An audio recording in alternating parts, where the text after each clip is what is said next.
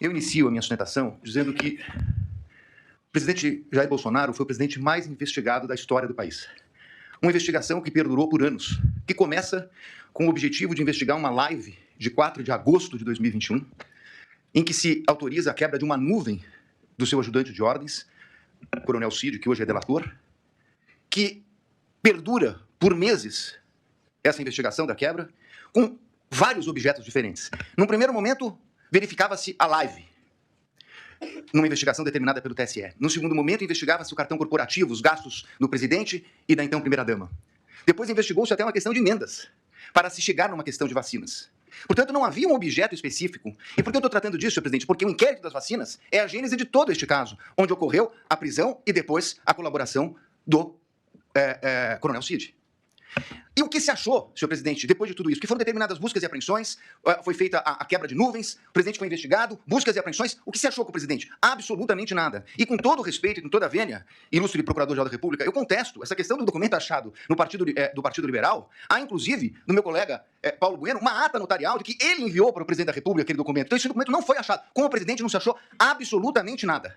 A partir daí restava a versão do delator, com uma minuta que estava no seu telefone tratando de uma questão de estado de sítio, e mais absolutamente nada.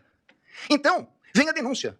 E a denúncia é feita, efetivamente, com duas novidades. Porque, com o estado de sítio, e baseado na palavra exclusiva do delator, seria difícil a propositura de uma ação penal. Então, traz-se uma narrativa que vem, efetivamente, do começo de atos de pronunciamento do presidente da República, pronunciamentos públicos, e depois o 8 de janeiro.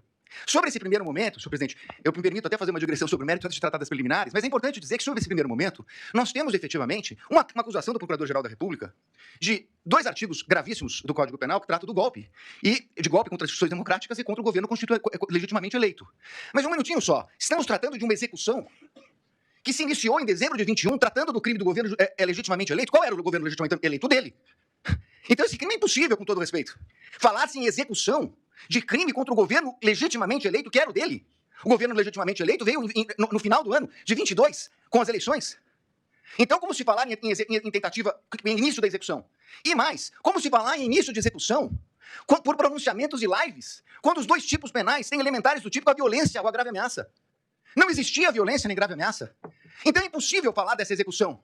Como eu disse, é porque não existia nenhum elemento. Então começa uma narrativa a respeito de pronunciamentos públicos. Para terminar no 8 de janeiro. No 8 de janeiro, que nem a Polícia Federal, que utilizou, como lembrou meu colega, mais de 90 vezes a expressão possivelmente, que não havia certeza, nem a Polícia Federal, que se utilizou dessas possibilidades, afirmou a participação dele no 8 de janeiro. Não há um único elemento, nem da delação. Aí me criticam que eu digo que a delação não vale nada e estou dando... Óbvio, porque nem o delator que o acusou fez qualquer relação dele com o 8 de janeiro. Não há uma única evidência a esse respeito. Portanto, apresentou-se uma denúncia. Com essas 2 circunstâncias, e eu não tenho tempo, senhor presidente, tenho que falar rapidamente, mas essa denúncia, quando veio, o ilustre Procurador-Geral da República liberou 8 PETs no dia da apresentação da denúncia. Ele foi intimado, meu cliente, um dia depois. O segundo dia já era prazo. 8 petições, 45 mil documentos. Que até agora, senhor presidente, por Deus que está no céu, eu não sei dizer o que tem esses documentos relacionados com a ação penal. Essas 8 petições, eu não consegui verificar sequer a relação. São 45 mil documentos. Na verdade, é um quebra-cabeça que foi, na verdade, exposto à defesa. E aí, na sequência, senhor presidente, eu queria tratar de uma preliminar que já meu colega me antecedeu na tribuna, fala da relevância do caso. Não é só a questão da relevância do caso, é a questão da competência. A minha questão principal é que o Supremo Tribunal Federal, na portaria do ministro Barroso, que encaminhou para as turmas das ações originárias, ele faz um destaque a respeito da questão do presidente da República. Então, o presidente da República, se crime houvesse contra o presidente da República, seria julgado pelo pleno do Supremo Tribunal Federal. Ora, se o Supremo Tribunal Federal entendeu agora, num julgamento que foi concluído recentemente, após a apresentação da denúncia, que a competência se prorroga e que os detentores de foro, ainda que deixem suas respectivas funções, passem a ocupar, saiam da prerrogativa de foro, e o delito será julgado pelo Supremo, prorrogando a competência que detivera aqui no momento que ocupava o cargo. Qual era a competência? Era do pleno, porque ele era presidente da República, e chegou a ser investigado como presidente da República. Muito bem. Mas com base nisso, senhor presidente, o que nós temos nessa denúncia? A prova da defesa, substancialmente, é uma prova negativa. É uma prova negativa. Não fez, não participou, não aderiu, não autorizou. É uma prova negativa. Então seria muito importante, e eu reconheço o ministro Alexandre de Moraes, Vossa Excelência despachou comigo no Salão Branco, e é verdade, o que Vossa Excelência coloca, que todos os elementos da denúncia, citados na denúncia e no relatório da Polícia Federal, estão nos autos. A conversa de Mauro Cid, citada na denúncia, está realmente nos autos. Nós tivemos acesso quando é escrito, por escrito, quando é por áudio, por áudio. O que não está na denúncia é a completude da mídia. Como disse o meu colega que me antecedeu. Então, senhores ministros, a pergunta é o seguinte: se eu não tenho a mídia completa, nesse momento de preliminares, não seria o caso de a defesa poder suscitar, se fosse o caso, a cadeia de custódia da prova? Mas eu não tenho a completude, eu não tenho os telefones, eu não tenho as mídias. Há uma discussão muito grande a respeito desse plano punhal verde e amarelo.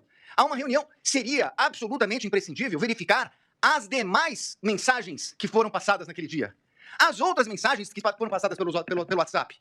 Os outros documentos que estão na mídia. É essa a reclamação da defesa. O que nós temos, e temos tudo que a denúncia citou e tudo que o relatório da Polícia Federal citou, mas esse é o recorte da acusação. Com todo respeito, a defesa tem direito a fazer o seu próprio recorte. E isso poderia impactar. Eu sei, ministro Flávio Dino, Vossa Excelência já falou aqui em outras sessões de julgamento que eu assisti, falou hoje, nós não vamos fazer Vossa Excelências não farão um julgamento aprofundado da denúncia. É óbvio, nós estamos falando aqui de um standard mínimo, de uma verificação de possibilidade do recebimento da prova. Mas é evidente que se houvesse uma mensagem comprovando que não há nenhuma relação com o punhal verde e amarelo, teria muita importância para esse momento. Porque nós estamos falando de um recebimento de uma denúncia gravíssima, por fatos gravíssimos, que o presidente da República não tem nenhuma relação com o punhal verde e amarelo, Operação Luneta, Copa 22 e assim por diante. Então, a verificação das trocas de mensagem, a partir do momento que Correios dizem que falaram com o Comando Militar, que pediram audiência no Planalto, na Alvorada, que tiveram lá, o que disseram? Isso não consta. É essa a importância de verificar toda a questão. Me encaminhando para o final, senhor presidente, eu gostaria de tratar a questão da delação premiada. E aqui, eu queria tratar de duas questões, que inclusive estão sendo confundidas. Aliás, tudo que fala a defesa, na imprensa sai de uma forma um pouco distorcida. O que foi questionado pela defesa, ministro Zanin, é o fato de que o delator rompeu com o acordo quando vazou a delação. E saiu na revista Veja. Diz ele que foi um desabafo.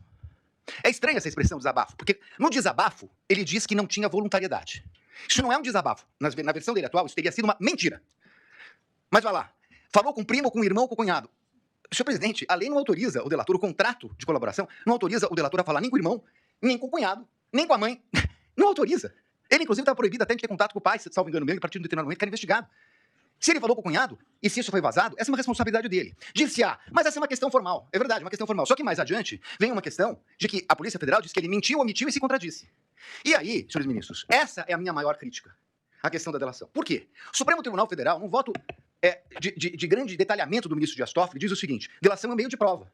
O delator conta uma história, as autoridades buscarão as provas de corroboração. E só assim ela poderá ser utilizada. O que aconteceu nesse caso? Ele falou. Segundo a Polícia Federal, ele mentiu, omitiu e se contradisse. E então, há uma audiência para que ele tivesse oportunidade de se corrigir. Mas aí, com todo respeito, há uma inversão. Porque, na verdade, não é o Estado que foi buscar as palavras de corroboração dele. O Estado buscar as provas de corroboração do que ele disse. É o contrário. O Estado trouxe indícios e ele se adequa aos indícios trazidos pelo Estado. É completamente o inverso. Com todo respeito, ministro, é o inverso. O delator tem que falar e o Estado tem que trazer as provas para condenar alguém. O que aconteceu aqui é que ele falou, mentiu, e o Estado tinha indícios, e aí ele se adequa ao Estado. E aí, com todo respeito, vem a denúncia do seguinte, inclusive, o colaborador, nessa versão do colaborador, foi corroborada pela Polícia Federal. Não, desculpa, ele não foi corroborado pela Polícia Federal. É o colaborador que corroborou a versão da Polícia Federal. É exatamente o inverso disso. E numa audiência que se traduziu numa coleta de provas. E essa é a insurgência da defesa. Porque, nesse momento, essa coleta só poderia ser feita, com todo respeito, pelo procurador, pela polícia, e não pelo Poder Judiciário. Então, senhores ministros, para terminar, eu quero dizer o seguinte. Eu entendo a gravidade de tudo que aconteceu no 8 de janeiro. Mas não é possível que se queira imputar a responsabilidade ao presidente da República, ou colocando como líder de uma organização criminosa, quando ele não participou dessa questão do 8 de janeiro. Pelo contrário, ele a repudiou. E mais do que isso, ministros, nesse tempo que não é possível discutir a questão aprofundada de provas, é importante dizer, senhor presidente, que enquanto a Polícia Federal fala possivelmente, enquanto a denúncia traz conjecturas, como a impressão do documento no Palácio, que teria tido conhecimento dele, o fato concreto é que o acusado de liderar uma organização criminosa para dar golpes socorreu o ministro da Defesa, nomeado pelo presidente Lula, porque o comando militar não o atendia. Foi o presidente que determinou a transição. Foi o presidente que determinou que eles atendessem o ministro da Defesa que assumiu em 1º de janeiro. Portanto, encerrando, ministro, não é possível que se queira dizer que é compatível com uma tentativa de golpe, com o uso do comando militar, quando o presidente da República autoriza a transmissão do poderio limitar no começo de dezembro. No começo de dezembro. Antes da data do dia 15. Antes da data do dia 11. E, portanto, senhores ministros, eu ratifico as nulidades que foram colocadas na minha peça, apreciada por Vossa Excelência, e peço a rejeição da denúncia. Agradeço pela atenção. Muito obrigado, senhor presidente.